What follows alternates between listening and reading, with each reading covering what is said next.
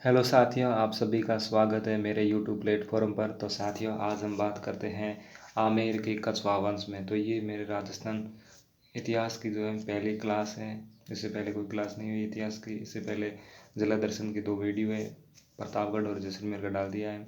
आज हम बात करते हैं आमेर का कछवा वंश। तो जयपुर में आमेर में जो कछवा वंश का शासन था, तो आमेर के कछवा वंश के प्रमुख राजाओं में दुल्हराय, कोकिलदेव, राजदेव, भारमल जो 1547 से 1573 तक, भगवान दास 1573 से 1599 तक, मानसिंह का शासनकाल 1599 से 1670 तक, मिर्जा राजा जयसिंह का शासनकाल 1621 से 1667 तक, स्वाई जय सिंह का 1700 से 1743 तक का, स्वाई ईश्वरी सिंह का 1743 से लेकर 1750 तक का शासनकाल, स्वाई माधो सिंह प्रथम 1750 से 1768 तक, स्वाई प्रताप सिंह का 1778 से 1803 ईस्वी तक, स्वाई जगत सिंह सेकंड का है 1803 से 1818 तक, स्वाई राम सिंह सेकंड का है 1835 से 1880 तक, और स्वाई माधो सिंह सेकंड इसका है 1880 से 1922 तक, और स्वाई मान सिंह सेकंड का है 1922 से 1947 तक। तो ये जयपुर का अंतिम शासक था स्वाई मान सिंह सेकंड। तो पहले शासक बात करते हैं दुल्हराय की। दुल्हराय का वास्तविक नाम तेजकरण था। 1137 में दुल्हराय नरवर से राजस्थान आया था। नरवर नामक स्थान अभी वर्तमान में मध्य प्रदेश राज्य में स्थित है। दौसा। दुल्हराय ने दौसा के बड़ गुजरों को हराकर दौसा पर अधिकार कर लिया था। दुल्हराय ने दौसा पर अधिकार करने के बाद दौसा को अपनी राजधानी बनाया। कछवा वंश की पहली राजधानी दौसा थी और ये राजधानी दुल्हराय ने बनाई थी। बात करते हैं रामगढ़ या जमुआ रामगढ़ की। तो दुल्हराय ने रामगढ़ के मेणाओं को हराकर रामगढ़ पर अधिकार कर लिया गया था। दुल्हराय ने रामगढ़ पर अधिकार करने के बाद रामगढ़ को अपनी दूसरी राजधानी बनाया। पहली राजधानी दौसा को बनाई और दूसरी राजधानी जमुआ रामगढ़ को, और ये दोनों राजधानियां बनाई थी दुल्हराय ने। कछवा वंश की दूसरी राजधानी रामगढ़ थी या जमुआ रामगढ़, सेम ये। दुल्हराय ने रामगढ़ में अपनी कुल देवी जमुई माता का मंदिर बनाया। तो अगर पूछा जाए कि कछवा वंश की कुल देवी, तो जमुई माता, जिसका निर्माण दुल्हराय ने करवाया। कछवा वंश की कुल देवता तो गोविंद देव जी, जिसका निर्माण स्वाई जयसिंह सेकंड ने करवाया। और कछवा वंश की आराध्य देवी है शीला माता, साक्षात जयपुर में जिनका मंदिर है। आगे कछवा वंश की कुल देवी जमुई माता है। दूसरे शासक की बात करते हैं जिसका नाम है कोकिलदेव। तो 1207 ईस्वी में कोकिलदेव ने आमेर के मीणाओं को हराकर आमेर पर अधिकार कर लिया। आमेर के मीणाओं को हराकर आमेर पर अधिकार कर लिया। कोकिलदेव ने आमेर जयपुर पर अधिकार कर उसे अपनी राजधानी बनाई। मतलब तीसरी राजधानी आमेर है जो कोकिलदेव ने बनाई थी कछवा वंश की। और कोकिलदेव ने आमेर जयपुर में अंबिकेश्वर मंदिर का निर्माण करवाया। तो अंबिकेश्वर मंदिर जो आमेर जयपुर में, जिसका निर्माण कोकिलदेव ने करवाया। अगला शासक है राजदेव। तो राजदेव ने आमेर में कदमी महल का निर्माण करवाया था, और आमेर के कदमी महल में आमेर के राजाओं का राज तिलक किया जाता था। अगला शासक है भारमल। तो 1547 से 1573 का शासनकाल भारमल का काल कहलाता है। मजनू खां और चगताई खान नामक 2 व्यक्तियों की सहायता से भारमल ने अकबर से मुलाकात की थी, और 1562 ईस्वी में भारमल ने अकबर की अधीनता स्वीकार कर ली थी। भारमल राजस्थान का पहला राजा था जिसने अकबर की अधीनता स्वीकार की थी राजपूताने में। बात करते हैं हरखाबाई। भारमल ने सांभर में अपनी राजकुमारी हरखाबाई का विवाह मुगल बादशाह अकबर के साथ किया था। हरखाबाई को मरियम उजमानी नामक उपाधि दी गई। कह सकते हैं कि मरियम उजमानी के नाम से हरखाबाई को जाना जाता था। हरखाबाई के बेटे का नाम जहांगीर था। बात करते हैं भगवान दास या भगवंत दास की। तो ये भारमल के ही बेटे थे। 1573 से 1579 तक का जो शासनकाल है वो भगवंत दास का काल कहलाता है। भगवंत दास ने सरनाल में मिर्जा विद्रोह को दबाया था। भगवान दास के द्वारा मिर्जा विद्रोह दबाने के कारण अकबर ने भगवान दास को नगाड़ और झंडा देकर सम्मानित किया था। सरनाल नामक स्थान वर्तमान में गुजरात राज्य में स्थित है। मुगल बादशाह अकबर ने भगवान दास को पंजाब का गवर्नर बनाया था। भगवान दास 7 वर्ष तक पंजाब का गवर्नर रहा था। आगे है मानबाई। तो मानबाई कौन थी? भगवान दास ने अपनी राजकुमारी मानबाई का विवाह जहांगीर के साथ किया था। मानबाई को शाह बेगम की उपाधि दी गई। मानबाई के बेटे का नाम खुसरो था। जहांगीर की शराब की आदतों से परेशान होने के कारण मानबाई ने आत्महत्या कर ली थी। तो जहांगीर वही शासक है जो अपने पिता अकबर से विद्रोह करता रहता था, और वह मुगल शासक जिसे दशहरा देखने का बहुत शौक था, तो वो यही शासक है जहांगीर। बात करते हैं मानसिंह। तो मानसिंह 1599 से 1614 का जो काल है वो मानसिंह का काल कहलाता है। मानसिंह के राज तिलक के समय अकबर ने मानसिंह को 5000 का मनसबदार बनाया था। 1605 ईस्वी में अकबर ने मानसिंह को 7000 का मनसबदार बनाया था। नासिर खां व कतलू खां को हराकर मानसिंह ने पुरी के जगन्नाथ मंदिर पर नियंत्रण स्थापित किया था।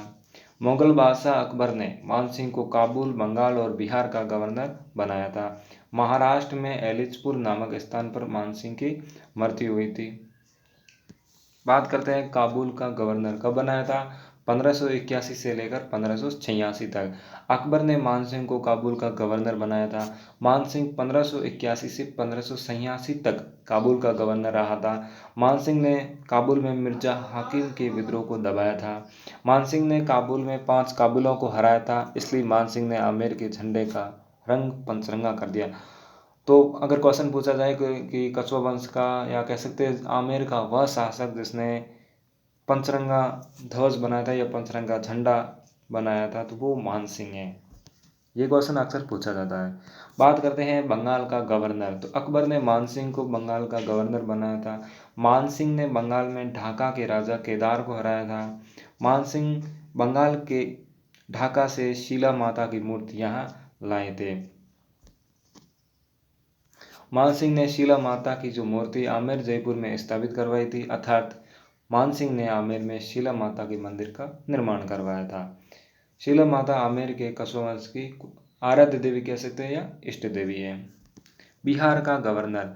अकबर ने मानसिंह को बिहार का गवर्नर बनाया था। मानसिंह ने बिहार के गिद्धौर क्षेत्र के राजा पूर्णमल को हराया था। गिद्धौर क्षेत्र का एक राजा था पूर्णमल, जिसको मानसिंह ने हराया था।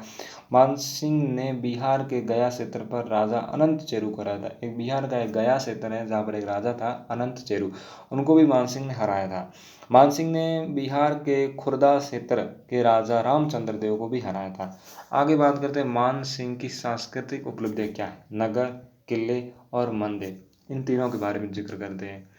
अगर नगर की बात करें तो उन्होंने अकबर नगर बसाया बंगाल में, मानपुर नगर बसाया बिहार में।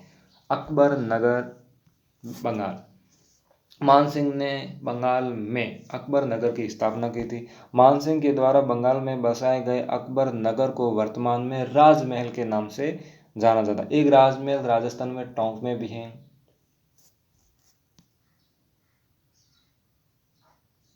आगे है मानपुर बिहार।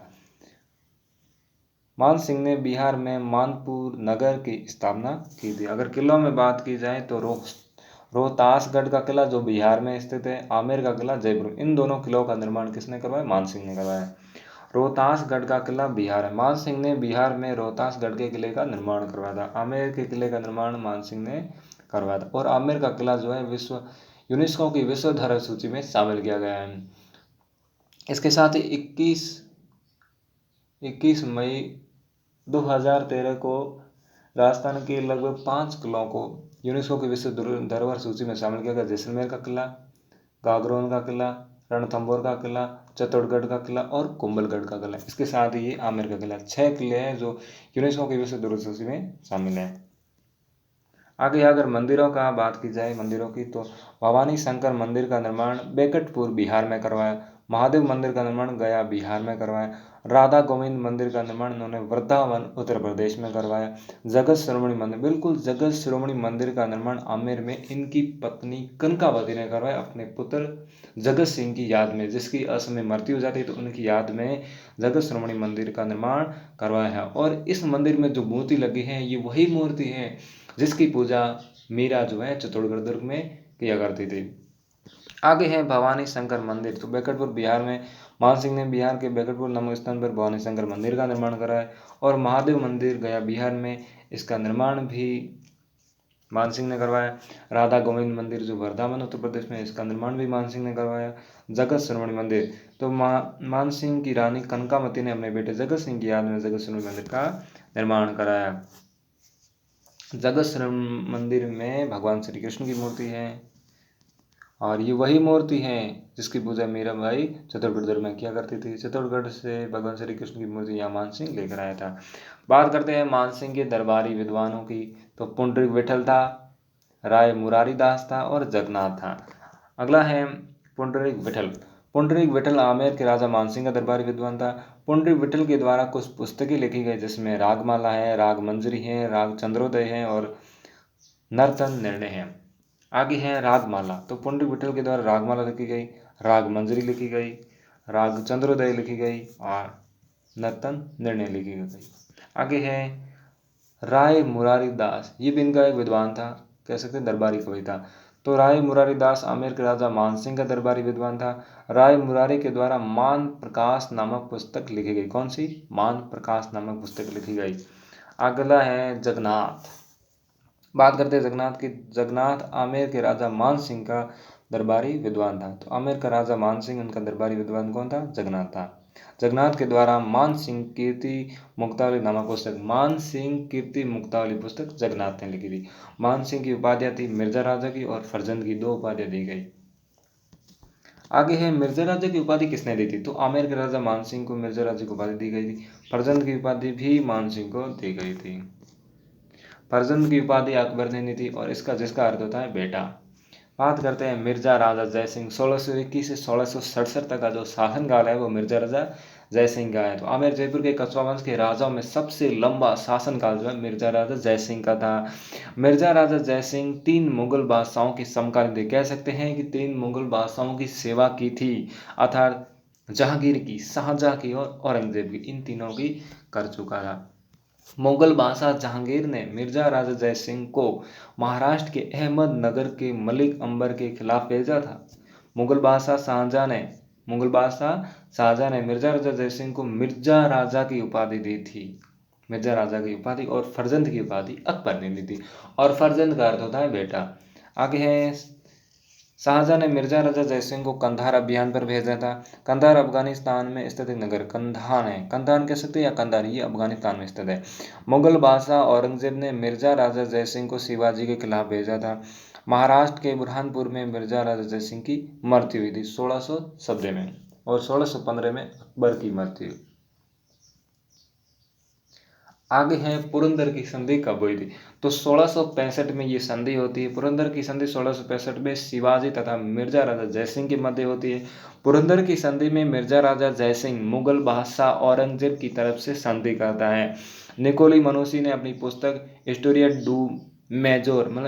डू मेजोर में पुरंदर की संधि का वर्णन किया है।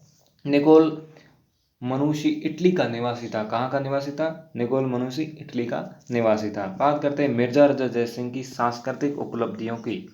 तो मिर्जा राजा जयसिंह ने महाराष्ट्र में जयसिंहपुरा नामक नगर की, अगर बात की जाए महाराष्ट्र में जयसिंहपुरा नगर की स्थापना किसने की थी? तो मिर्जा राजा जयसिंह ने की थी। मिर्जा राजा जयसिंह ने आमेर में जो जयगढ़ दुर्ग, इसका निर्माण मिर्जा राजा जयसिंह ने करवाया था। आगे है जयगढ़ दुर्ग है। क्या थी कि ये आमेर जयपुर की क्या थी? संकटकालीन राजधानी थी। जयगढ़ के किले को पहले चील का टीला कहा जाता था। आगे है मिर्जा राजा जयसिंह के दरबारी विद्वान। तो इसमें बिहारी जी थी, राय कवि और कुलपति मिश्र। बात करते हैं बिहारी जी की। तो उन्होंने ये मिर्जा राजा जयसिंह का दरबारी विद्वान था। इनके द्वारा बिहारी सतसई की रचना की गई या कहते पुस्तक लिखी गई। बात करते हैं राय कवि। तो राय कवि के द्वारा जय सिंह चरित्र नामक पुस्तक लिखी गई। जय सिंह चरित्र नामक पुस्तक लिखी गई। बात करते हैं कुलपति मिश्र की। तो कुलपति मिश्र मिर्जा राजा जयसिंह का दरबारी विद्वान था। कुलपति मिश्र बिहारी जी का भांजा था। कौन था? बिहारी जी का भांजा। कुलपति मिश्र ने 52 पुस्तकें लिखी थी। कुलपति मिश्र के द्वारा लिखी गई पुस्तकों से मिर्जा राजा जयसिंह के दक्षिणी अभियान की जानकारी मिलती है। तो मिर्जा जयसिंह के दक्षिणी अभियान की जानकारी जो है कुलपति के द्वारा लिखी पुस्तकों में मिलती है। आगे है स्वाई जयसिंह। 1700 से 1743 का शासनकाल स्वाई जयसिंह का कहलाता है। तो आमेर का राजा स्वाई जयसिंह 7 मुगल बादशाहों के समकालीन था। 7 मुगल बादशाहों के समकालीन था। तो यही शासक आदर्श स्वाई जयसिंह ने 7 मुगल शासकों के साथ कार्य किया है। मुगल उत्तराधिकारी संघर्ष में स्वाई जयसिंह ने मुअज्जम के खिलाफ आजम का साथ दिया। मुअज्जम के खिलाफ आजम का साथ दिया और ये दोनों बेटे मुअज्जम और आजम थे, ये थे औरंगजेब के। और मुअज्जम का साथ स्वाई जयसिंह के भाई विजय सिंह ने दिया था। मुगल उत्तराधिकारी संघर्ष में मुअज्जम जीत गया था। कौन जीत गया था? मुअज्जम। उत्तराधिकारी संघर्ष में जीतने के बाद मुअज्जम बहादुर शाह प्रथम के नाम से राजा बना था। बहादुर शाह प्रथम ने आमेर पर आक्रमण किया था तथा स्वाई जयसिंह को राजा के पद से हटाकर विजय सिंह को आमेर का राजा बना दिया गया था। आमेर जीतने के बाद बहादुर शाह प्रथम ने आमेर का नाम बदलकर इस्लामाबाद या मोमिनाबाद रखे थे। तो आमेर का नाम जो है इस्लामाबाद या मोमिनाबाद रखने वाला शासक कौन था? तो बहादुर शाह प्रथम था। 1708 में स्वाई जयसिंह देबारी समझौते में शामिल हुआ। तो ये 1707-8 में ये समझौता आता है, देबारी समझौता। इसके साथ ही 1707 में औरंगजेब की मृत्यु होती है और 1707 में ही संत सुंदरदास की मृत्यु होती है। संत सुंदरदास की मृत्यु सांगानेर जयपुर में होती है। आगे है स्वाई जयसिंह ने भरतपुर के राजा मोहकम सिंह के खिलाफ बदन सिंह का साथ दिया तथा बदन सिंह को भरतपुर का राजा बनाया था। स्वाई जयसिंह ने बदन सिंह को डिग की जागीर तथा ब्रजराज या कह सकते हैं ब्रजराज की उपाधि दी थी। मुगल बादशाह मोहम्मद शाह रंगीला ने स्वाई जयसिंह को राज राजेश्वर की उपाधि दी थी। आगे है सांभर का युद्ध जो 1709 में लड़ा गया था। सांभर का युद्ध है वो 1709 में लड़ा गया था। सांभर का युद्ध 1709 में लड़ा गया। सांभर का युद्ध मुगल सेनापति सैयद हुसैन तथा मारवाड़ के राजा अजीत सिंह एवं आमेर के राजा स्वाई जय सिंह की संयुक्त सेना के मध्य लड़ा गया था। सांभर के युद्ध में मारवाड़ के राजा अजीत सिंह तथा आमेर के राजा स्वाई जय सिंह की संयुक्त सेना ने मुगल सेनापति सैयद हुसैन को हरा दिया था। सांभर युद्ध के बाद स्वाई जय सिंह ने आमेर पर पुनः अधिकार कर लिया था। सांभर युद्ध के बाद सांभर झील पर मारवाड़ तथा मेवाड़ का संयुक्त अधिकार था। सांभर झील पर सांभर झील जो है ये नागौर और जयपुर दोनों की सीमा के मध्य स्थित है।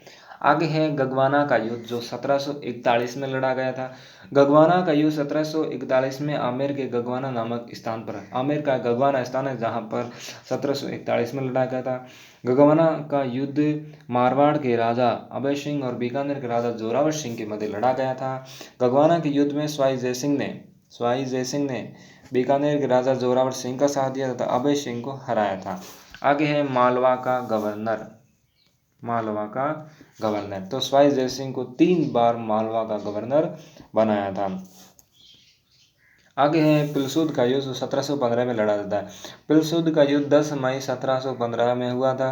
पिलसूद का युद्ध मराठों तथा स्वाई जय सिंह के मध्य लड़ा गया था। स्वाई जय सिंह पिलसूद युद्ध में मुगलों की तरफ से लड़ा था। स्वाई जय सिंह पिलसूद के युद्ध में स्वाई जय सिंह की जीत हुई थी। आगे है मंदसौर का युद्ध। कौन सा युद्ध? मंदसौर का युद्ध 1733 में लड़ा जाता है। तो 1733 में कौन सा युद्ध लड़ा जाता है? मंदसौर का युद्ध लड़ा जाता है। मंदसौर का युद्ध मराठा तथा स्वाई जय सिंह के मध्य लड़ा गया। स्वाई जय सिंह मंदसौर के युद्ध में मुगलों की तरफ से लड़ता और मंदसौर के युद्ध में स्वाई जय सिंह हार जाता है, अर्थात मराठों की जीत होती है इस युद्ध में। आगे एक युद्ध होता है रामपुरा का युद्ध 1735 में होता है। रामपुरा का युद्ध 1735 में होता है। रामपुरा का युद्ध मराठा तथा स्वाई जय सिंह के मध्य लड़ा जाता है। स्वाई जय सिंह रामपुरा के युद्ध में मुगलों की तरफ से लड़ा था। इसमें मराठाओं की जीत होती है। एक है धौलपुर समझौता जो 1741 में होता है। 1741 में धौलपुर समझौता होता है और ये समझौता स्वाई जय सिंह ने मराठा पेशवा बालाजी बाजीराव के साथ धौलपुर समझौता किया था। आगे है स्वाई जय सिंह की सांस्कृतिक उपलब्धियां क्या थी? स्वाई जय सिंह ने अश्वमेध यज्ञ करवाया था। स्वाई जयसिंह के द्वारा करवाए गए अश्वमेध यज्ञों का पुरोहित पुंडरीक रत्नाकर था। दीप सिंह कुम्हाड़ी ने अश्वमेध यज्ञ का घोड़ा पकड़ा था। बात करते हैं स्थापत्य कला, साहित्य कला और चित्रकला की। तो स्थापत्य कला में इन्होंने क्या क्या करवाया? जयपुर नगर, तो कह सकते हैं जयपुर की स्थापना स्वाई जयसिंह ने 18 नवंबर 1727 में की थी। पी सत्यनारायण राव समिति की सिफारिश पर यह जिला बना पेयजल आपूर्ति के आधार पर। और इसके साथ ही जयपुर के अगर गेट की बात करें तो ध्रुवपोल, सूरजपोल, चांदपोल, सांगानेर गेट, अजमेरी गेट, घाट गेट, न्यू गेट, ये सारे थे। इसके साथ अगर वास्तुकार की जिक्र किया जाए तो विद्याधर भट्टाचार्य थे। न्यू पंडित जगन्नाथ ने रखी थी। और जयपुर शहर की जानकारी बुद्धि विलास ग्रंथ भगत राम के द्वारा रचित है और जो साक्षु का था। और जयपुर का शुभंकर शीतल है। इनका जो परिवहन कोड है आज 14 है। और जयपुर जो है एकीकरण के समय व्रत राजस्थान की राजधानी थी 30 मार्च 1949 को। इसके साथ ही जयपुर का आधुनिक निर्माता मिर्जा इस्माइल है। जयपुर को वैभव नगरी, रंगश्री के द्वीप, आइसलैंड ऑफ ग्लोरी, रत्नों आभूषणों की नगरी, पिंक सिटी, पूर्व का पेरिस, पन्ना नगरी, मेट्रो सिटी, राजस्थान का मस्तिष्क कहा है, बंदर घाटी कहा है। एकीकरण के समय खनन विभाग इनको दिया गया। बात करते हैं स्थापत्य कला की, तो जयपुर का नगर का नाहरगढ़ का किला इन्होंने बनाया था। चंद्र महल या सिटी पैलेस का निर्माण करवाया। सिसोदिया रानी का महल का निर्माण करवाया जयपुर में। जल महलों का निर्माण जयपुर में करवाया। गोविंद देव जी जो गोड़ी संप्रदाय का मंदिर है, जो कछुआ वंश के कुल देवता है, जिनका निर्माण इन्होंने करवाया था। और इसी मंदिर की फूलों की होली प्रसिद्ध है। हरमाड़ा नहर का निर्माण करवाया और जंतर मंतर का निर्माण भी जयपुर में इन्होंने करवाया था। 1718 में जंतर मंतर का निर्माण करवाया जाता है। और जंतर मंतर को यूनेस्को की विश्व धरोहर सूची में 2010 को शामिल किया गया।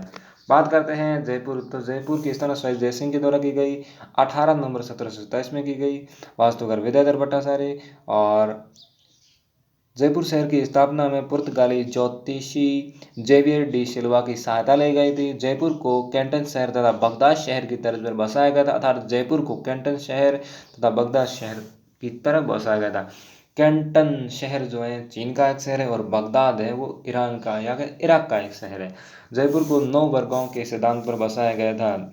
जयपुर भारत का पहला आधुनिक एवं नियोजित शहर है, अर्थात जयपुर को प्लानिंग के साथ व्यवस्थित रूप से बसाया गया था। बादल महल जयपुर की पहली इमारत है। बादल महल को पहले शिकार होदी कहा जाता था। भगत राम शाह की पुस्तक बुद्धि विलास से जयपुर शहर की जानकारी मिलती है।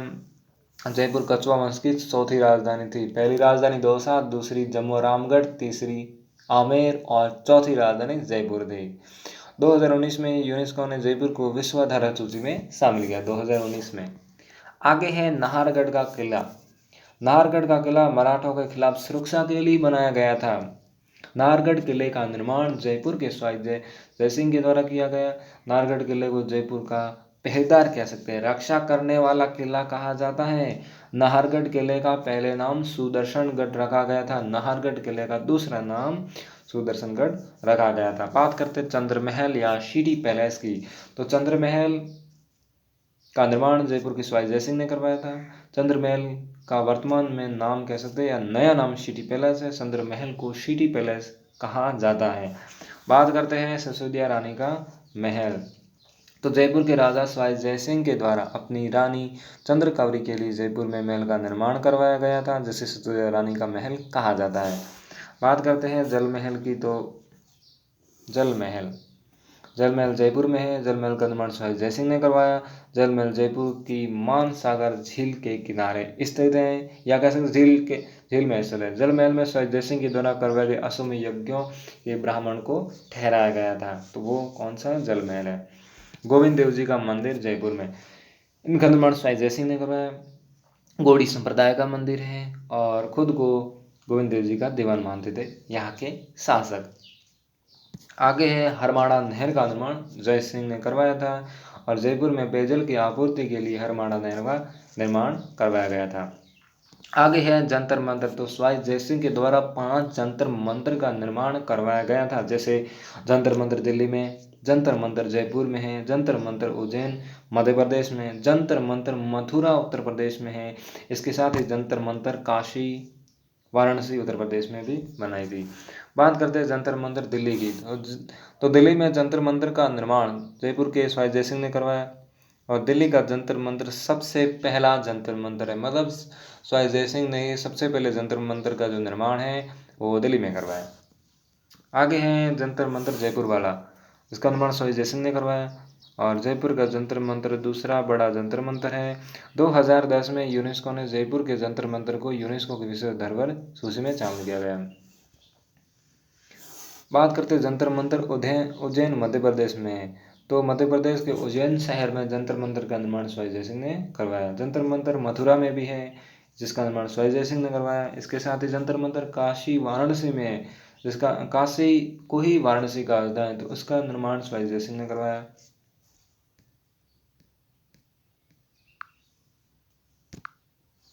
आगे साहित्य की बात करें तो स्वाई जय सिंह ने जय सिंह कारिका नामक ज्योतिष ग्रंथ लिखा था। जय सिंह कारिका नामक ज्योतिष ग्रंथ लिखा था। जयपुर के राजा स्वाई जय सिंह ने मोहम्मद शाह रंगीला पर जी मोहम्मद शाही नामक नक्षत्र सारणी तैयार की थी। मोहम्मद शाही नामक नक्षत्र सारणी तैयार की थी, तो वो स्वाई जय सिंह ने की थी। बात करते हैं चित्रकला की, तो स्वाई जय सिंह ने सूरत खाना नामक चित्रकला विभाग की स्थापना की थी। सूरत खाना नामक चित्रकला विभाग की स्थापना की थी। बात करते हैं स्वाई जय सिंह के दरबारी विद्वान पुंडरीक रत्नाकर, पंडित जगन्नाथ, केवलराम, नयन चंद्र मुखर्जी, मोहम्मद मेहरी और मोहम्मद शरीफ। आगे हैं पुंडरीक रत्नाकर। तो पुंडरीक रत्नाकर स्वाई जय सिंह का दरबारी विद्वान था। पुंडरीक रत्नाकर के द्वारा जय सिंह कल्पद्रुम नामक पुस्तक लिखी गई। बात करते हैं पंडित जगन्नाथ की। पंडित जगन्नाथ स्वाई जय सिंह का दरबारी विद्वान था। पंडित जगन्नाथ के द्वारा सिद्धांत सम्राट तथा सिद्धांत कौस्तुभ नामक पुस्तकों की रचना की गई। पंडित जगन्नाथ के द्वारा यूक्लिड ज्यामिति नामक पुस्तक जो है वो संस्कृत भाषा में इन्होंने अनुवाद किया था पुस्तक का। बात करते हैं केवल राम की। तो केवल राम के द्वारा लोगरिथम नामक पुस्तक का संस्कृत भाषा में अनुवाद किया था इन्होंने, लोगरिथम। आगे है नयन चंद्र मुखर्जी। तो नयन चंद्र मुखर्जी के द्वारा ऊकर नामक अरबी ग्रंथ का संस्कृत भाषा में, एक ग्रंथ था ऊकर जो अरबी भाषा का था, इन्होंने संस्कृत भाषा में अनुवाद किया था। आगे है मोहम्मद मेहरी। तो मोहम्मद मेहरी जो है स्वाई जय सिंह का दरबारी विद्वान था। तो मोहम्मद मेहरी कौन था? स्वाई जय सिंह का दरबारी विद्वान था। मोहम्मद मेहरी को विदेशों से पुस्तक लाने के लिए भेजा था। विदेशों से पुस्तक लाने के लिए भेजा था, वो कौन था? मोहम्मद मेहरी था, स्वाई जय सिंह का दरबारी विद्वान। आगे है मोहम्मद शरीफ। मोहम्मद शरीफ स्वाई जय सिंह का दरबारी विद्वान था। मोहम्मद शरीफ को विदेशों से पुस्तक लाने के लिए भेजा था। इसे भी पुस्तकों लाने के लिए भेजा था विदेशों से। स्वाई जय सिंह के द्वारा किए गए सामाजिक सुधार, इन्होंने समाज के लिए क्या क्या सुधार किए? तो इन्होंने जयपुर में सती प्रथा को नियंत्रित किया था। जयपुर में बाल विवाह को नियंत्रित किया था। जयपुर में इन्होंने विधवा विवाह को प्रोत्साहन दिया था। जयपुर में इन्होंने अंतरजातीय विवाह का प्रोत्साहन दिया था। जयपुर में साधु संतों को गृहस्थ जीवन जीने के लिए प्रेरित किया था, उनका प्रोत्साहन किया था। इसके साथ ही साधु संतों के लिए स्वाई जय सिंह ने उत्तर प्रदेश के मथुरा के पास वैरागपुर नामक गांव बसाया था। स्वाई जय सिंह ने ब्राह्मणों के आपसी भेदभाव को समाप्त किया था। आपसी भेदभाव थे, भेदभाव करना, जातिवाद, उनको समाप्त इन्होंने किया था। बात करते हैं देबारी समझौता 1708 में हुआ था। तो 1708 के देबारी समझौते के अनुसार स्वाई जय सिंह के बेटे माधो सिंह को जयपुर का राजा होना था, लेकिन स्वाई जय सिंह ने अपने बेटे ईश्वर सिंह को जयपुर का राजा बनाया था, इसलिए ये देबारी समझौता उदयपुर में हुआ था। माधो सिंह तथा ईश्वर सिंह के बीच जयपुर की राजगद्दी के लिए दोनों भाइयों में उत्तराधिकारी संघर्ष हुआ था। ईश्वर सिंह स्वाई जय सिंह की रानी सूरज कंवर का बेटा था, और माधो सिंह जो है ये स्वाई जय सिंह की रानी चंद्र कंवर का बेटा था। बात करते हैं स्वाई ईश्वर सिंह की। तो 1743 से 1750 तक का जो काल है स्वाई ईश्वर सिंह का काल है। क्वेश्चन पूछा जाए कि जयपुर का वह शासक जो मराठों से तंग आकर जिसने आत्महत्या कर ली थी, तो वह स्वाई जय सिंह है। इनके मध्य एक राजमहल टोंक का युद्ध लड़ा था 1747 में। 1747 में हुआ था। राजमहल टोंक में है वर्तमान में। और स्वाई जय सिंह और स्वाई माधो सिंह प्रथम के बीच होता है। राजमहल के युद्ध में स्वाई ईश्वर सिंह का साथ कौन देता है? भरतपुर का राजा सूरजमल देता है, सूरजमल जाट। जाट जाति का पेटो होता। बात करते राजमहल के युद्ध में सवाई माधो सिंह प्रथम का साथ, मेवाड़ का राजा जगत सिंह सेकंड, बूंदी का राजा उमेश सिंह, कोटा का राजा दुर्जन साल तथा मराठी देते, इतने सारे देते, फिर भी उनकी विजय नहीं होती, वो उसे पराजय का सामना करना पड़ता है। रंगमहल के युद्ध में सवाई जय सिंह की, सवाई ईश्वरी सिंह की जीत हुई थी। आगे है इसरलाट या सरगासोली। इस युद्ध की खुशी में इन्होंने इसरलाट या सरगासोली का निर्माण जयपुर में करवाया। तो राजमहल के युद्ध की जीत में स्वाई ईश्वरी सिंह ने जयपुर में इसरलाट का निर्माण करवाया था। इसरलाट का नाम, नया नाम कह सकते सरगासुली। इसरलाट जयपुर में स्थित 7 मंजिला स्तंभ है। आगे एक युद्ध लड़ा जाता है बगरू का, जो 1748 में होता है। बगरू जो है जयपुर में स्थित है। बगरू का 1748 में लड़ा जाता है। बगरू का युद्ध स्वाई ईश्वरी सिंह तथा स्वाई माधो सिंह प्रथम के मध्य लड़ा जाता है। बगरू के युद्ध में स्वाई ईश्वरी सिंह के साथ भरतपुर का राजा कौन था? सूरजमल था। इस युद्ध में सवाई माधो सिंह प्रथम का साथ, मेवाड़ के राजा जगत सिंह सेकंड, बूंदी का राजा उमेश सिंह, कोटा का राजा दुर्जन साल और मराठे थे। बगरू के युद्ध में सवाई माधो सिंह जीत जाता है। बगरू युद्ध जीतने के बाद सवाई ईश्वरी सिंह ने सवाई माधो सिंह प्रथम को 5 परगने दिए थे। बगरू युद्ध के बाद उमेश सिंह को बूंदी का राजा मान लिया था। बगरू युद्ध के बाद मराठों को युद्ध हरजाना दिया गया था। बगरू युद्ध के बाद मराठों ने सवाई ईश्वरी सिंह को युद्ध हार जाने के लिए परेशान किया था। हमेशा परेशान करते थे। मराठों के द्वारा युद्ध हार जाने के लिए परेशान करने के बाद सवाई ईश्वरी सिंह ने आत्महत्या कर ली थी। और ईश्वरी सिंह राजस्थान का एकमात्र ऐसा राजा था जिसने मराठों से परेशान होकर तंग आकर आत्महत्या की थी। अगला शासक है सवाई माधो सिंह प्रथम। तो 1750 से 1768 तक का शासनकाल इनका कहलाता है। 1771 में सवाई माधो सिंह ने जयपुर में मराठों का कत्लेआम करवाया था। ये भी तंग आ गया था मराठों से, तो इन्होंने भी तंग आकर क्या किया था? कत्लेआम शुरू किया था। जहां भी मराठे मिले उसे काट डालो। आगे है एक युद्ध लड़ा जाता है कांकोड़ का युद्ध, 1759 में लड़ा था। कांकोड़ कहाँ स्थित है? टोंक जिले में स्थित है। कांकोड़ का युद्ध 1759 में कांकोड़ नामक स्थान पर हुआ था। कांकोड़ का युद्ध सवाई माधो सिंह प्रथम तथा मराठों के बीच होता है। कांकोड़ के युद्ध में सवाई माधो सिंह प्रथम ने मराठों को हरा दिया था। आगे एक युद्ध होता है भटवाड़ा का युद्ध, 1761 में होता है। भटवाड़ा कहाँ स्थित है? बारां जिले में स्थित है। भटवाड़ा का युद्ध 1761 में बारां के भटवाड़े में होता है। भटवाड़ा युद्ध सवाई माधो सिंह प्रथम और कोटा के राजा शत्रुसाल के मध्य लड़ा गया था। भटवाड़ा युद्ध में शत्रुसाल जीत जाता है, अन्यथा ये जो माधो सिंह है ये हार जाते हैं। बटवाड़ा के युद्ध में कोटा के राजा शत्रुसाल की तरफ से सेनापति कोटा का झाला जालिम सिंह झाला था। बात करते हैं माधो सिंह की सांस्कृतिक उपलब्धियां। तो सवाई माधोपुर शहर बसाया इन्होंने। शीतला माता का निर्माण करवाया 700 जयपुर में। और मोती डोंगरी जो महल है जयपुर, उनका निर्माण भी करवाया। बात करते हैं सवाई माधोपुर की। तो जयपुर के राजा सवाई माधो सिंह प्रथम ने 1763 में सवाई माधोपुर नगर की स्थापना की थी। आगे है शीतला माता मंदिर। तो शीतला माता मंदिर साक्षु जयपुर में है। इनका निर्माण भी सवाई जय सिंह ने करवाया था। मोती डोंगरी जो महल है उनका निर्माण भी सवाई माधो सिंह प्रथम ने करवाया था। आगे है सवाई प्रताप सिंह, हवा महल का निर्माण करने वाला शासक। 1778 से 1803 तक का जो शासनकाल है वो सवाई प्रताप सिंह का है। जयपुर का राजा सवाई प्रताप सिंह ब्रज नदी नाम से कविताएं लिखता था। कविताओं के संग्रह को ब्रज नदी ग्रंथावली कहा जाता था। और काव्य गुरु कौन था? गणपति भारती। सवाई प्रताप सिंह के शासनकाल में जयपुर में तमाशा लोक नाट्य शैली का लोकप्रिय हुई है।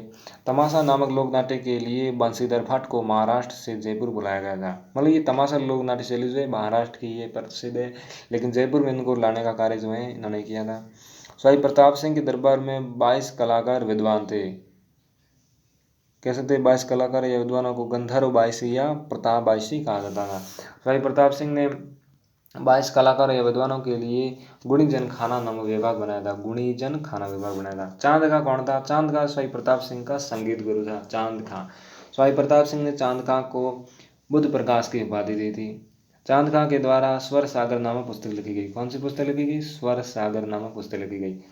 आगे युद्ध लड़ा जाता है तुंगा का युद्ध 1787 में। तो तुंगा का युद्ध 1787 में जयपुर के जयपुर लालसोट के पास तुंगा नामक स्थान पर, लालसोट जयपुर के पास तुंगा नामक स्थान है, वहाँ पर लड़ा गया। तुंगा के युद्ध में जयपुर के राजा स्वाई प्रताप सिंह तथा मराठों के बीच लड़ा था। तुंगा के युद्ध में मराठों की तरफ से सेनापति महाजी सिंधिया युद्ध लड़ने आए थे और तुंगा के युद्ध में स्वाई प्रताप सिंह ने मराठों को हरा दिया था। एक युद्ध लड़ा था पाटन का, ये 1799 में। तो ये सीकर जिले के पाटन नामक स्थान पर लड़ा गया था। पाटन का युद्ध जयपुर के राजा स्वाई प्रताप सिंह और जोधपुर के राजा विजय सिंह की सेना तथा मराठा की मदद, अर्थात पाटन का युद्ध तो मारवाड़ की सेना तथा मराठों के बीच लड़ा गया था। आगे है पाटन के युद्ध में मराठों का सेनापति डी बोई था। कौन था? डी बोई था। तो डी बोई फ्रांसीसी नागरिक था। पाटन के युद्ध में मराठों की जीत हुई थी। आगे युद्ध लड़ा था मालपुरा टाउन का। तो मालपुरा का युद्ध जो है 1800 में होता है। मालपुरा का युद्ध जयपुर के राजा स्वाई प्रताप सिंह तथा जोधपुर के राजा भीम सिंह की सेना तथा मराठों के मध्य लड़ा जाता है। अर्थात पाटन का युद्ध जयपुर तथा मारवाड़ की सेना तथा मराठा के बीच, और मालपुरा के युद्ध में मराठा का सेनापति दौलतराव सिंधिया था मराठा, और इसमें मराठे जीत जाते हैं। अगला है स्वाई प्रताप सिंह की सांस्कृतिक उपलब्धियाँ। तो स्वाई प्रताप सिंह ने क्या क्या काम करवाए? हवा महल का निर्माण करवाया। इसके साथ ही हवा महल की बात की जाए तो स्वाई प्रताप सिंह ने इनका निर्माण 1799 में करवाया था। इनका वास्तुकार जो है उस्ताद लालसन उस्ताद था। हवा महल की आकृति भगवान श्री कृष्ण के मुकुट के समान है। हवा महल 5 मंजिला है। 5 मंजिल कौन सी है? एक तो शरद मंदिर है जो प्रथम मंजिल है, रतन मंदिर दूसरी है, विचित्र मंदिर तीसरी मंजिल है और प्रकाश मंदिर चौथी मंजिल है। इसके साथ हवा जो मंदिर है ये 5वीं मंजिल है। हवा महल में 365 खिड़कियाँ हैं। हवा महल में 953 झरोखे हैं। हवा महल में रानी अतीज एवं गणगौर की सवारी देखती है। बात करते हैं संगीत सम्मेलन की। तो जयपुर के राजा प्रताप सिंह के द्वारा जयपुर में संगीत सम्मेलन का आयोजन करवाया गया था। इसके साथ ही संगीत सम्मेलन का अध्यक्ष देवर्षि ब्रजपाल भट्ट, जिन्होंने राधा गोविंद संगीत सार नामक ग्रंथ की रचना की थी। और संगीत सम्मेलन में शामिल होने वाले सभी सदस्यों के द्वारा राधा गोविंद संगीत सार नामक पुस्तक, लेकिन इसका जो श्रेय दिया जाता है वो देवर्षि ब्रजपाल भट्ट को दिया जाता है, सभी सदस्यों को नहीं दिया जाता है। आगे है चित्रकला। तो स्वाई प्रताप सिंह का शासनकाल जयपुर चित्रकला का स्वर्णकाल कहलाता है। स्वाई प्रताप सिंह ने जयपुर में चित्रकला स्कूल की स्थापना की थी। लालचंद नामक चित्रकार ने जयपुर की चित्रकला स्कूल में पशुओं की लड़ाई के चित्र बनाए थे। पूछा जाए कि जयपुर की चित्रकला स्कूल में पशुओं की लड़ाई के चित्र किसने बनाए थे? तो लालचंद ने बनाए थे। लालचंद स्वाई प्रताप सिंह का दरबारी कवि था। बात करते हैं स्वाई जगत सिंह सेकंड 1803 से 1818 का शासनकाल स्वाई जगत सिंह सेकंड का काल कहलाता है। और ये वही शासक है जिन्होंने 1818 में अंग्रेजों से संधि की थी। आगे है नर कपूर नर्तकी। जयपुर के राजा स्वाई जगत सिंह सेकंड का सर कपूर से संबंध होने के कारण स्वाई जयसिंह सेकंड को जयपुर का बदनाम शासक कहा जाता है, क्योंकि इनका संबंध सर कपूर से था। सर कपूर कौन थी? नर्तकी थी, नाचने वाली थी एक। स्वाई जगत सिंह सेकंड की प्रेमिका रस कपूर शासन कार्य में हस्तक्षेप करती थी, इसलिए रस कपूर को जयपुर के नारगढ़ किले में, स्वाई जगत सिंह सेकंड ने इनकी जो प्रेमिका थी रस कपूर, तो ये जब भी कुछ कार्य करते थे उनका हस्तक्षेप करने लगती थी, तो इसलिए इन्होंने रस जो कपूर थी उनको जयगढ़ जो नाहरगढ़ दुर्ग है उसमें नजरबंद कर दिया था। बात करते हैं स्वाई राम सिंह सेकंड 1835 से 1880 तक का शासनकाल कहलाता है। और ये जो है जयपुर के राजा स्वाई जय सिंह तृतीय का बेटा था। स्वाई राम सिंह द्वितीय जयपुर का राजा था। स्वाई राम सिंह सेकंड का शासनकाल 1835 से 1880 तक का है। स्वाई राम सिंह सेकंड कम उम्र में जयपुर का राजा बना था, इसलिए रीजेंसी काउंसिल के अध्यक्ष काउंसिल के जो अध्यक्ष थे मेजर जॉन लोडो को स्वाई राम सिंह सेकंड का संरक्षक बनाया गया था। अर्थात स्वाई राम सिंह सेकंड के कम उम्र में राजा बनने के कारण मेजर जॉन लोडो की देखरेख में शासन चलाया गया था। स्वाई राम सिंह सेकंड के शासनकाल में जॉन लोडो के द्वारा जयपुर में सती प्रथा पर रोक लगाई गई थी। स्वाई राम सिंह सेकंड के शासनकाल में जॉन लोडो के द्वारा जयपुर में समाधि प्रथा पर रोक लगाई गई थी कि कोई समाधि नहीं लेगा। आगे है स्वाई राम सिंह सेकंड के शासनकाल में जॉन लोडो के द्वारा जयपुर में कन्यावध पर रोक लगाई थी। स्वाई राम सिंह सेकंड के शासनकाल में जॉन लुड्डो के द्वारा जयपुर में मानव व्यापार, कन्या कर विक्रय, मानव व्यापार पर रोक लगाई गई थी। मतलब मानव का व्यापार नहीं होगा, कन्या कर विक्रय, एक जगह से दूसरी जगह ले जाना, अस्थायी विस्थापन कह सकते हैं। स्वाई राम सिंह सेकंड ने 1857 ईस्वी की क्रांति में अंग्रेजों का साथ दिया था, इसलिए अंग्रेजों ने स्वाई राम सिंह सेकंड को सितारे हिंद की उपाधि दी, राम सिंह सेकंड को। आगे है मदरसा ए हुनरी।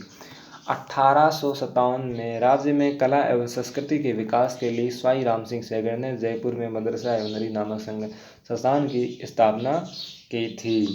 1886 में स्वाई माधो सिंह सेकंड ने मदरसा ए हुनरी का नाम बदलकर Maharaja school of arts and craft कर दिया था। 1988 में मदरसा ए हुनरी का नाम बदलकर Rajasthan school of arts and crafts कर दिया गया था। मदरसा ए हुनरी को वर्तमान में Rajasthan school of arts and craft के नाम से जाना जाता है। कन्या विद्यालय एक जयपुर में है। 1866 में कांति चंद्र मुखर्जी की सलाह पर स्वाई राम सिंह सेकंड ने जयपुर में कन्या विद्यालय की स्थापना की थी। स्वाई राम सिंह सेकंड के द्वारा जयपुर में स्थापित करवाया गया कन्या विद्यालय जो है राजस्थान का पहला कन्या विद्यालय था, अर्थात राजस्थान में किसी भी रियासत में यह पहला विद्यालय था। एक है महाराजा कॉलेज जयपुर में, जिसका निर्माण भी स्वाई राम सिंह सेकंड ने करवाया था। महाराजा कॉलेज की स्थापना की थी। एक संस्कृत कॉलेज जयपुर में, तो जयपुर के राजा स्वाई राम सिंह सेकंड ने जयपुर में संस्कृत कॉलेज की स्थापना की थी। जॉर्ज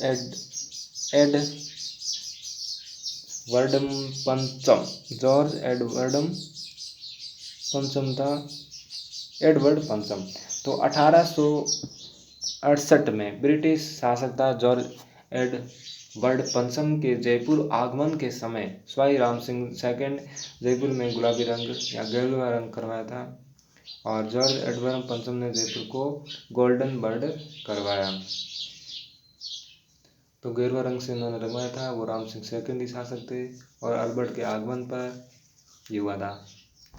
आगे है अल्बर्ट हॉल संग्रहालय जयपुर। 1868 में स्वाई राम सिंह सेकंड ने प्रिंस अल्बर्ट के आगमन पर जयपुर में अल्बर्ट हॉल संग्रहालय की स्थापना की थी, और 1868 में ही अल्बर्ट हॉल संग्रहालय की नींव प्रिंस अल्बर्ट के द्वारा रखी गई थी। अल्बर्ट हॉल संग्रहालय का वास्तुकार स्टीवन जैकब था। अल्बर्ट हॉल संग्रहालय राजस्थान का प्रथम संग्रहालय है। आगे है स्टैनली रीड। स्टैनली रीड के द्वारा रॉयल टाउन ऑफ इंडिया नामक पुस्तक लिखी गई थी। स्टैनली रीड ने अपनी पुस्तक रॉयल टाउन ऑफ इंडिया में जयपुर को पिंक सिटी कहा है, गुलाबी शहर। एक है रामगढ़ बांध जयपुर में। स्वाई राम सिंह सेकंड ने जयपुर में रामगढ़ बांध का निर्माण करवाया था। रामगढ़ बांध जयपुर में स्थित है। एक है राम निवास बाग। कौन सा बाग? राम निवास बाग जयपुर में है। स्वाई राम सिंह सेकंड ने जयपुर में राम निवास बाग बनाया था। राम निवास बाग जयपुर में स्थित है। राम प्रकाश थिएटर, तो राम प्रकाश थिएटर है, और इसका जो निर्माण है वो स्वाई राम सिंह सेकंड ने जयपुर में राम प्रकाश थिएटर का निर्माण करवाया। आगे है रूपा बडारन केस, रूपा बडारन मामला। तो रूपा बडारन मामला जयपुर के राजा स्वाई जयसिंह तृतीय की मृत्यु से संबंधित था। ब्लैक तथा ऑवलीज नामक दो अंग्रेज अधिकारी रूपा बडारन केस की जांच कर रहे थे। जयपुर की जनता ने ब्लैक तथा ऑवलीज नामक दो अंग्रेज अधिकारियों पर हमला कर दिया था। इस हमले में ब्लैक नामक अंग्रेज अधिकारी को मार दिया गया था। अगला शासक है स्वाई माधो सिंह सेकंड।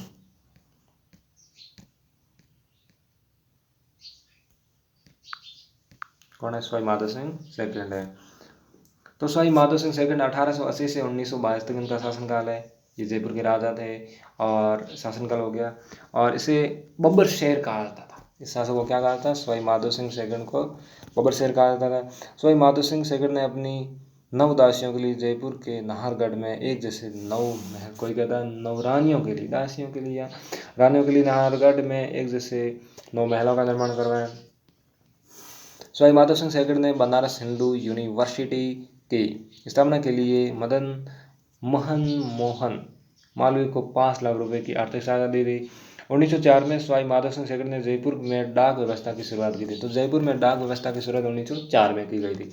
राजस्थान में पहली बार डाक व्यवस्था की शुरुआत माधव सिंह सैगड़ के द्वारा की गई थी, अर्थात सवाई माधव सिंह द्वितीय के द्वारा शुरू की गई डाक व्यवस्था राजस्थान की किसी भी रियासत में पहली शुरू की गई डाक व्यवस्था थी। मुबारक महल का निर्माण जयपुर में भी और टोंक में भी करवाया गया था। टोंक में जहाँ पर ऊँटों की बलि दी जाती, लेकिन एक ऊँट विधेयक लाया गया 2015 को। इसके बाद ऊँटों का अस्थायी जो विस्थापन वो भी बंद कर दिया गया, और ऊँटों पर जो बलि लगाई थी, ऊँटों की बलि दी जाती थी, वो भी बंद कर दी गई। मुबारक महल, इसका निर्माण सवाई माधो सिंह सैगड़ ने करवाया था। आगे शासक है सवाई मान सिंह सैगड़। 1922 से 1947 तक का जो काल है सवाई मान सिंह सैगड़ का काल कहलाता है। तो सवाई मान सिंह जयपुर का राजा था। सवाई मान सिंह सैगड़ का शासनकाल 1922 से 1947 तक था, देश के आज़ाद होने तक था। सवाई मान सिंह सैगड़ आमेर या जयपुर के कछुआ वंश का अंतिम शासक था। सवाई मान सिंह द्वितीय भारत की आज़ादी के समय जयपुर का राजा था। सवाई मान सिंह सैगड़ 1949 से 1956 तक राजस्थान के राज प्रमुख के पद पर था। सवाई मान सिंह सैगड़ राजस्थान का प्रथम राज प्रमुख था।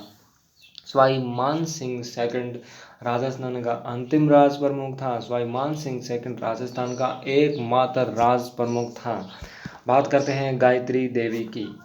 गायत्री देवी जो रानी थी, ये सवाई मान सिंह सैगड़ की क्या थी? रानी थी।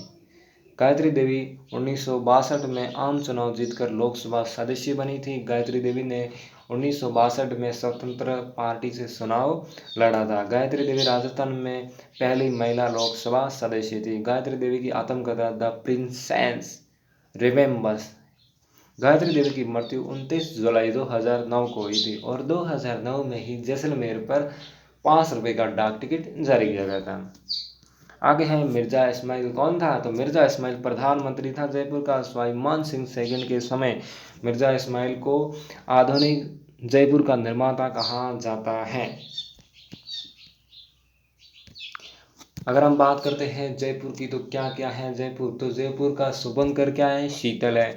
जयपुर का परिवहन कोड आज 14 है, और आधुनिक निर्माता मिर्जा इस्माइल है, और ये एकीकरण के समय व्रत राजस्थान की राजधानी बनाई गई 30 मार्च 1949 को पी सत्यनारायण राव समिति की सिफारिश पर पेयजल आपूर्ति के आधार पर। अगर इनके जयपुर के गेटों की बात की तो ध्रुव पोल, सूरज पोल, चांद पोल, सांगानेरी गेट, अजमेरी गेट, घाट गेट, न्यू गेट, ये सब कुछ था। वास्तुकार विद्याधर भट्टाचार्य, नींव किसने डाली थी? पंडित जगन्नाथ है। और जानकारी बुद्धि विलास ग्रंथ में मिलती है, बकस राम के द्वारा रचित ग्रंथ है, जो साक्षु जयपुर का था। इसके साथ ही जयपुर को गेरुआ रंग से रंगवाने वाला शासक कौन था? राम सिंह सैगड़ था, अल्बर्ट के आगमन पर। इसके साथ ही बाण गंगा महोत्सव विराटनगर में मनाया जाता है। खलकाणी माता का मेला लगता है। सर्वाधिक जनसंख्या वाला शहर कौन सा है? तो वो है जयपुर। सीता माता का मेला साक्षु में लगता है। हाथी महोत्सव का आयोजन कूड़ा ग्राम में किया जाता है। तीज महोत्सव का आयोजन जयपुर शहर में किया जाता है। गणगौर महोत्सव का आयोजन किया जाता है। दादू देर का मेला यहाँ पर लगता है। ग्रीष्म महोत्सव का आयोजन किया जाता है। लूनियावास में गधों का मेला लगता है। पतंग महोत्सव लगता है जैसलमेर और जयपुर दोनों में। जमुई माता का मेला लगता है। गोविंद देव जी जो हैं गौड़ी संप्रदाय के हैं। इसके साथ ही गलता जी तीर्थ है, जैसे उत्तर तोताद्री कहा जाता है। नकटी माता का मंदिर, इसके साथ ही शीला माता का मंदिर, इसके साथ ही ज्वाला माता का मंदिर। ज्वाला माता जोबनेर जयपुर में स्थित है। कहते हैं कि लाल बेग के आक्रमण पर मधुमक्खियाँ प्रकट हो जाती है, तो सैनिक वहाँ से भागने लगते हैं। इसके साथ ही उनकी जो नौबत है वो यहाँ पर रह जाती हैं। इसके साथ ही ज्वाला माता को खंगारोतों की कुलदेवी कहा जाता है। बात करते हैं जमुआ रामगढ़ की, तो ये क्या थी? जमुआ रामगढ़ है रामगढ़। इसे ढूंढाड़ का पुष्कर कहा जाता है। जमुआ रामगढ़ जो है कछुआ वंश की दूसरी राजधानी, क्योंकि पहली राजधानी दौसा, दूसरी जमुआ रामगढ़, तीसरी आमेर और चौथी जयपुर थी।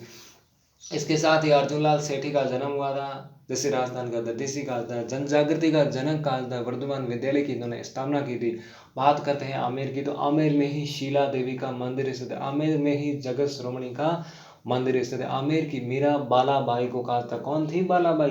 तो बालाबाई जो है ये बीकानेर के राजा लूणगढ़ की बेटी थी। इसके साथ ही आमेर में अकबर मस्जिद है। महाकवि बिहारी का प्रसाद स्थित है। चूलगिरी के जैन मंदिर स्थित है। सांभर की बात करें तो सांभर में नालीसर मस्जिद स्थित है। देवयानी तीर्थ, और देवयानी तीर्थ को क्या कहता है? तीर्थों की नानी कहा जाता है? क्या कहा जाता है? तीर्थों की नानी कहा जाता है।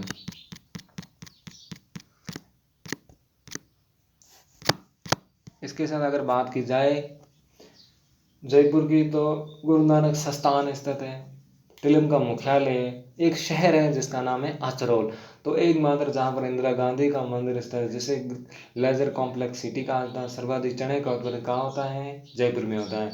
इसके साथ ही संत रजत जी का जन्म यहाँ पर हुआ था। संत रजत जी का, जो संत दादू दयाल जी के शिष्य थे। सांगानेर जयपुर में होता है। इसके साथ ही सांगानेर में ही संगीत जी के जैन मंदिर स्थित है।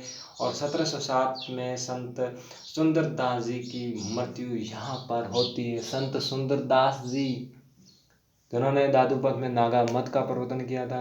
संत सुंदरदास जी का जन्म दौसा में होता है। दूसरा शंकराचार्य से कहा जाता है। क्या कहा जाता है? दूसरा शंकराचार्य कहा जाता है इन्हें।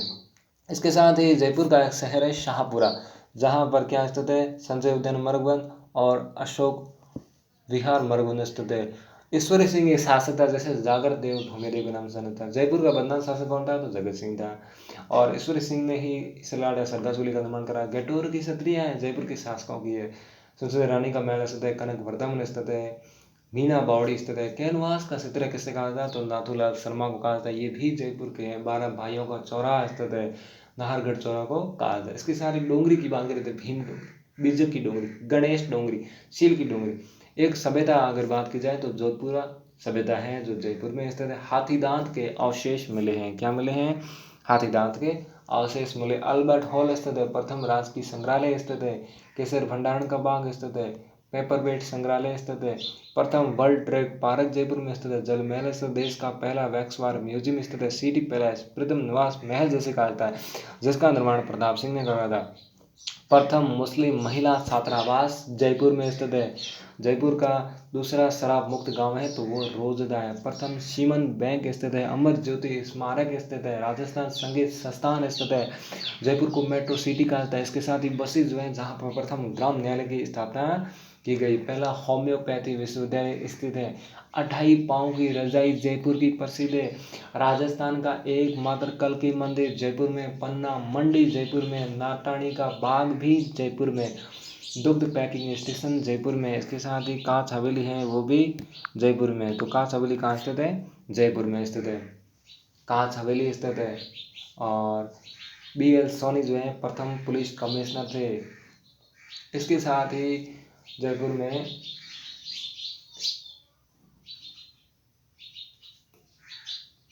कानोता बांध स्थित सबसे बड़ा मछली उत्पादक बांध जो है वो कानोता बांध है। तख्तशाही महल स्थित है मोती डोंगरी में। गुड़िया संग्रहालय स्थित है। जल महल जिसे आइसलैंड पैलेस कहा जाता है। प्रथम हाथी जो गांव है ये आमेर में स्थित है। कचरे से बिजली बनाने वाला जो कारखाना है वो भी जयपुर में स्थापित किया गया था। मोतीखाना जयपुर में। चैनपुरा जो है जिसे राजस्थान का नरक कहा जाता है। नाना जी की हवेली स्थित है, वो भी जयपुर में। तो साथियों, जयपुर के बारे में इतना ही है। ये जयपुर का राजवंश है, इसके बारे में मैंने पूरा बताया है। वीडियो को लाइक, शेयर एंड चैनल को सब्सक्राइब जरूर करना। धन्यवाद।